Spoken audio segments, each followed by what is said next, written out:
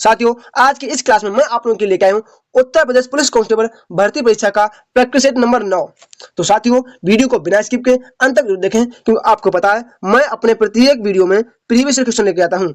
आपको पता है अगर आप किसी भी एग्जाम की तैयारी कर रहे हैं तो उसमें प्रीवियस क्वेश्चन का बहुत अधिक वेटेज रहता है, खासकर वनडे एग्जाम वालों के लिए। तो साथियों, वीडियो को बिना स्किप के अंत तक जरूर देखें। अगर आपने अभी तक मेरे चैनल को सब्सक्राइब नहीं किया है तो साथियों मेरे चैनल को जरूर सब्सक्राइब करें, ताकि आने वाला अगला वीडियो सबसे पहले आपके पास पहुंच सके। इसके बाद सबसे पहले हम करेंगे इसके अपने सामान्य ज्ञान के प्रश्न। साथियों, तो आज सबसे पहले हम लोग करेंगे अपने सामान्य ज्ञान के प्रश्न। इसमें हमारा पहला प्रश्न क्या है? किस सिख गुरु द्वारा गुरुमुखी लिपि का आरंभ किया गया था? ऐसे कौन से सिख गुरु हैं जिन्होंने गुरुमुखी लिपि का आरंभ किया? तो कौन? Guru Angad Dev. Option number B सही हो जाएगा। गुरु अंगद देव ने गुरुमुखी लिपि का आरंभ किया था और ये सिखों के दूसरे गुरु थे। सिखों के दूसरे गुरु के नाम से भी इन्हें माना जाता है। हमारा अगला प्रश्न क्या है? प्रश्न नंबर 2, निम्नलिखित में से कौन सा विश्व में सबसे बड़ा डेल्टा है? विश्व में सबसे बड़ा डेल्टा कौन सा है? तो कौन सा है? गंगा ब्रह्मपुत्र डेल्टा। गंगा ब्रह्मपुत्र डेल्टा, इसका ऑप्शन नंबर ए हमारा बिल्कुल राइट आंसर हो जाएगा। यह विश्व का सबसे बड़ा डेल्टा माना जाता है। हमारा अगला प्रश्न क्या है? प्रश्न नंबर 3 हमारा क्या हो जाएगा? चमड़े की वस्तुओं के लिए प्रसिद्ध जिले हैं। चमड़े की वस्तुओं के लिए कौन से 2 जिले प्रसिद्ध हैं? तो कौन से हैं? आगरा और कानपुर।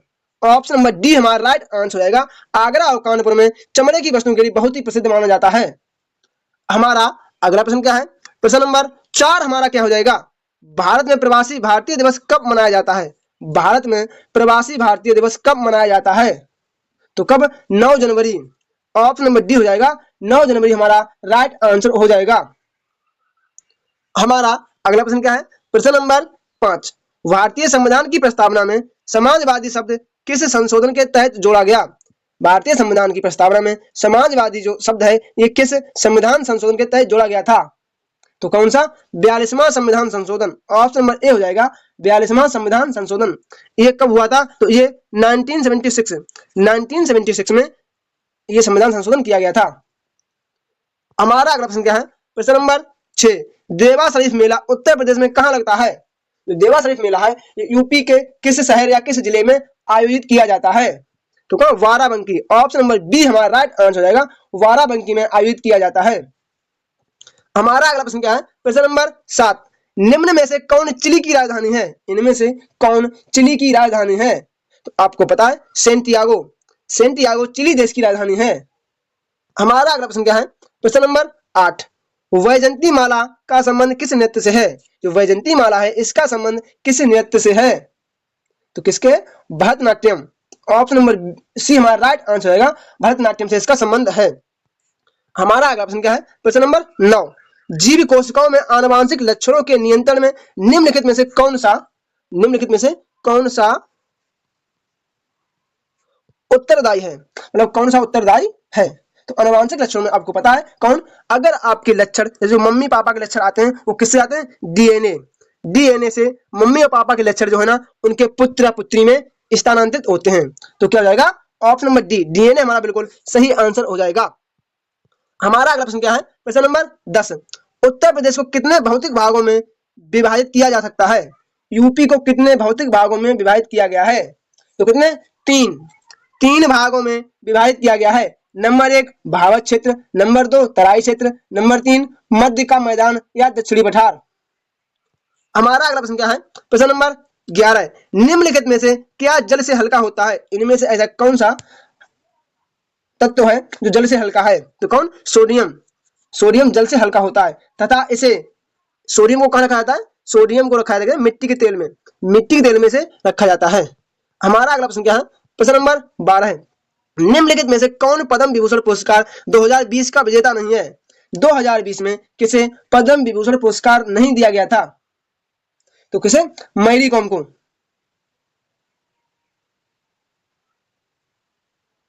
मैरी कॉम जी को दिया गया था। ऑप्शन नंबर सी हमारा राइट आंसर होगा। मैरी कॉम जी को 2020 के लिए चुना गया था। कौन सा? पद्म विभूषण पुरस्कार के लिए। पद्म विभूषण के लिए। लेकिन यहाँ कौन पूछ रहा है? यहाँ पद्म भूषण पूछ रहा है। तो पद्म विभूषण इन्हें नहीं मिला है बल्कि इन्हें पद्म विभूषण मिला है और ये एक भारतीय महिला मुक्केबाज है, एमसी मैरी कॉम। हमारा अगला प्रश्न क्या है, प्रश्न नंबर 13 है, हेलीकॉप्टर का आविष्कार किसने किया? हेलीकॉप्टर का आविष्कार किसके द्वारा किया गया? आपको पता है किसके? सिरकोस्की। सिरकोस्की ने इसका आविष्कार किया था। हमारा अगला प्रश्न क्या है, प्रश्न नंबर 14, माइक्रोसॉफ्ट विंडोज द्वारा कॉन्फ़िगरेशन सूचना को संग्रहित करने के लिए उपयोग किए जाने वाले डाटाबेस को किस नाम से जाना जाता है? माइक्रोसॉफ्ट विंडोज में जो कॉन्फ़िगरेशन होता है उसकी सूचना को एक जगह इकट्ठा करने के लिए हम किस डाटाबेस का प्रयोग करते हैं? तो किसका? रजिस्ट्री। ऑप्शन नंबर बी हो जाएगा, हम रजिस्ट्री का प्रयोग करते हैं। हमारा अगला प्रश्न क्या है, प्रश्न नंबर 15, किस वर्ष में उत्तर प्रदेश में डीआईजी का पद बढ़ाकर आईजी कर दिया गया था? यूपी में किस वर्ष डीआईजी के पद को बढ़ाकर आईजी कर दिया गया था? तो किस वर्ष? 1983। 1983 ऑप्शन नंबर सी हमारा राइट आंसर हो जाएगा, 1983। हमारा अगला प्रश्न क्या है, प्रश्न नंबर 16, अकबरनामा किसने लिखा? जो अकबरनामा है ये किसने लिखा था? तो आपको पता है अबुल फजल। इसने अबुल फजल ने अकबरनामा की रचना की। हमारा अगला प्रश्न क्या है, प्रश्न नंबर 17, बॉम्बे बॉम्बर किस खिलाड़ी का नाम है? बॉम्बे बॉम्बर के नाम से किस खिलाड़ी को जाना जाता है? सचिन तेंदुलकर। इन्हें मास्टर ब्लास्टर के नाम से जानते हैं, मास्टर ब्लास्टर के नाम से भी जाना जाता है। इन्हें क्रिकेट ऑफ गॉड के भी नाम से जाना जाता है। हमारा अगला प्रश्न क्या है, प्रश्न नंबर 18, कन्नौज से पूर्व हर्षवर्धन कहाँ का शासक था? कन्नौज से पहले हर्षवर्धन कहाँ का शासक था?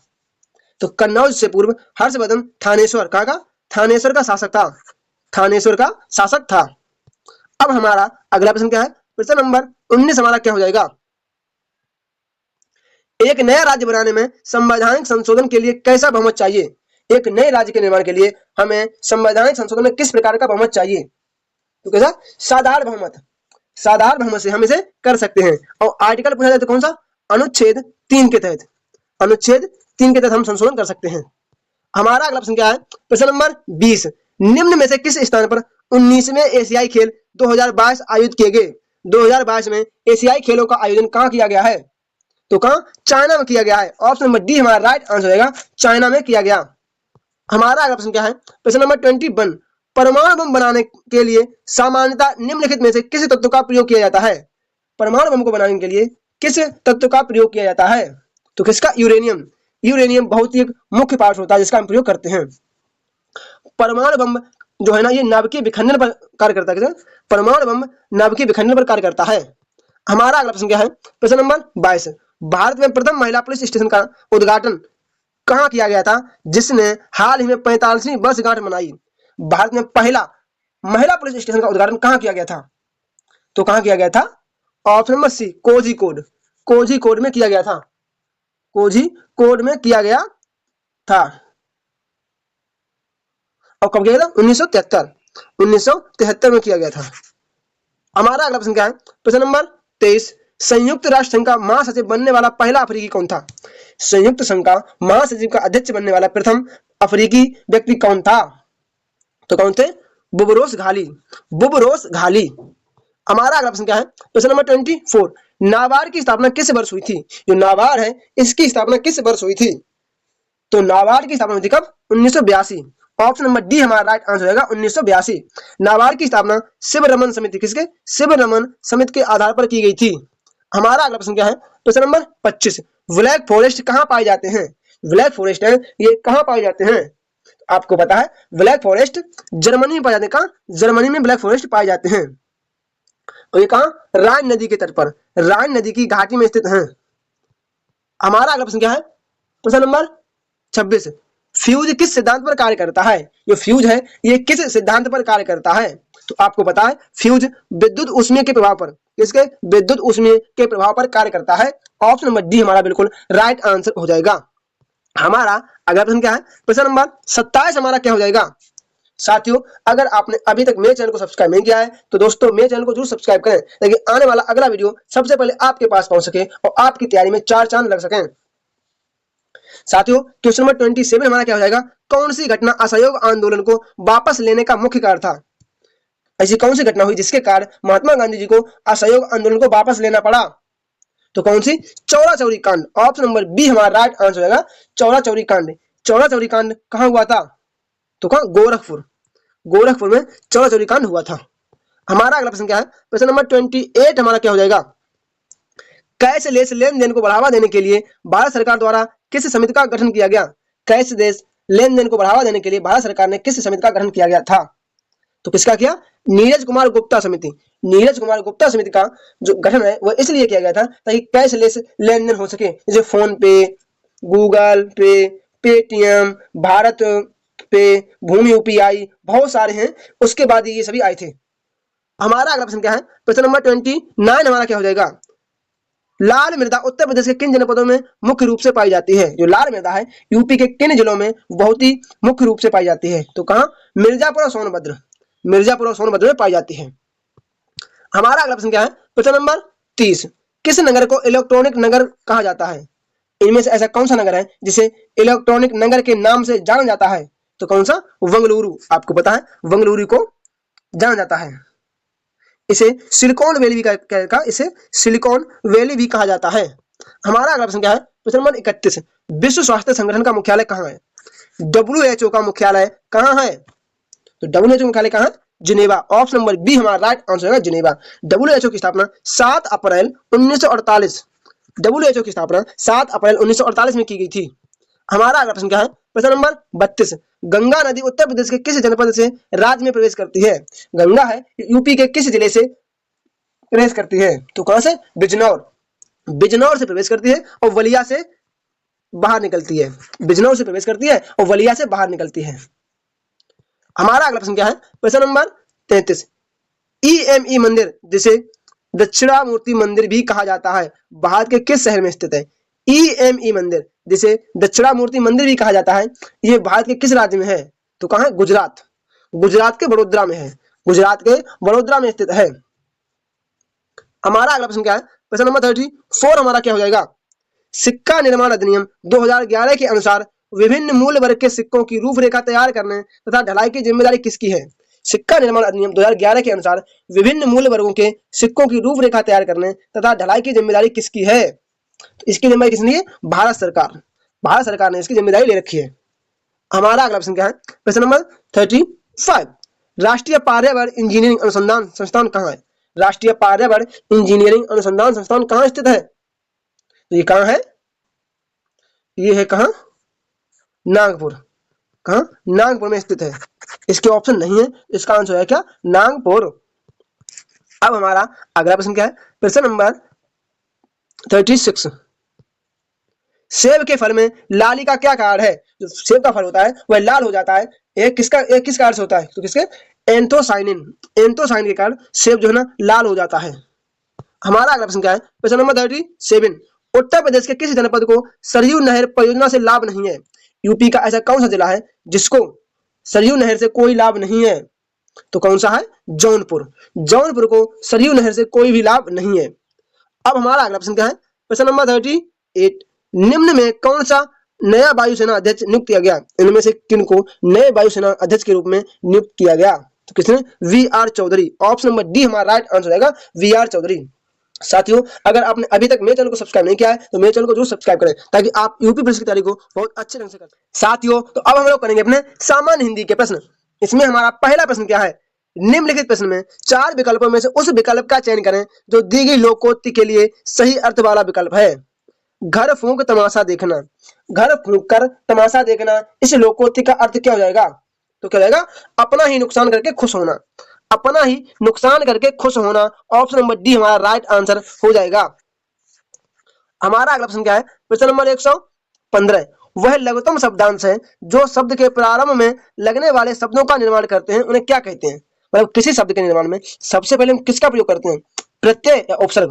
बताइए, ये दो ही ऑप्शन सही है, ये तो दो ऑप्शन गलत हो चुके हैं। प्रत्यय का प्रयोग करते हैं या फिर उपसर्ग का? तो किसका? उपसर्ग का प्रयोग करते हैं। हमारा अगला प्रश्न क्या है?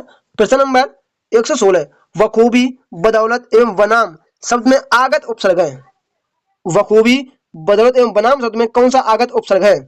तो कौन सा है? वह। हमारा राइट आंसर हो जाएगा ऑप्शन नंबर ए। हमारा अगला प्रश्न क्या है? प्रश्न नंबर 17। परिपक्व की भाववाचक संज्ञा है, जो परिपक्व है इसकी भाववाचक संज्ञा क्या हो जाएगी? तो क्या होगी? परिपक्वता। ऑप्शन नंबर सी हो जाएगा, परिपक्वता। हमारा अगला प्रश्न क्या है? प्रश्न नंबर 118। निम्न में विशेषण शब्द है, निम्न में से कौन सा एक विशेषण शब्द है? तो कौन सा? उचित। उचित एक विशेषण शब्द है।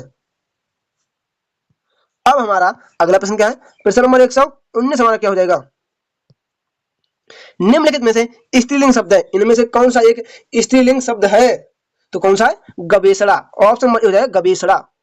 हमारा अगला प्रश्न क्या है, प्रश्न नंबर 120, माता शब्द का बहुवचन रूप है, जो माता शब्द है इसका बहुवचन क्या हो जाएगा, तो क्या हो जाएगा, माताएं, ऑप्शन नंबर सी हमारा राइट आंसर होगा माताएं। हमारा अगला प्रश्न क्या है, प्रश्न नंबर 121, भारतीय संविधान में वायस्य भाषाओं को आधिकारिक भाषा का दर्जा दिया गया है, जिनमें से यह भाषा शामिल नहीं है, इनमें से ऐसी कौन सी भाषा है जो आधिकारिक भाषा में शामिल नहीं है, तो कौन सी है, भोजपुरी भाषा को आधिकारिक भाषा के रूप में शामिल नहीं किया गया है।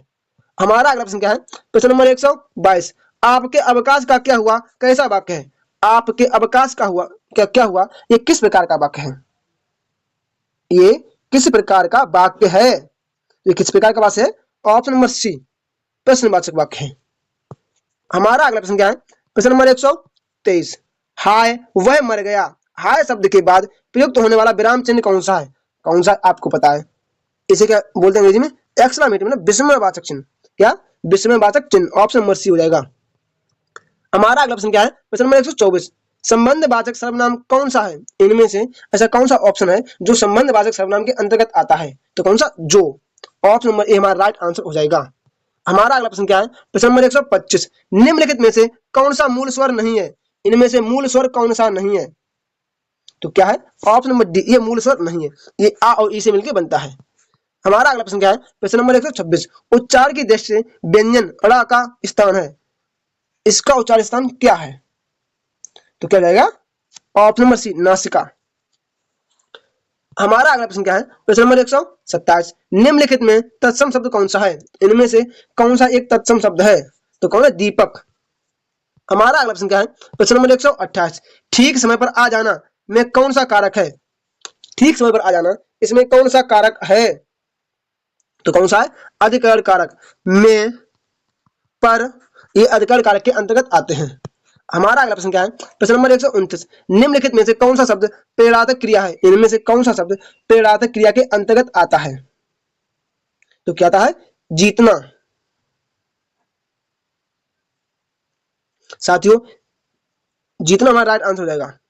हमारा अगला प्रश्न क्या है, प्रश्न नंबर 130, वह खा रहा था मैं खा रहा कौन सा काल है, खा रहा कौन सा काल है, तो कौन सा है, सामान्य भूतकाल, ऑप्शन नंबर बी हो जाएगा सामान्य भूतकाल। अब हमारा अगला प्रश्न क्या है, प्रश्न नंबर 131 हमारा क्या जाएगा, क्या 131,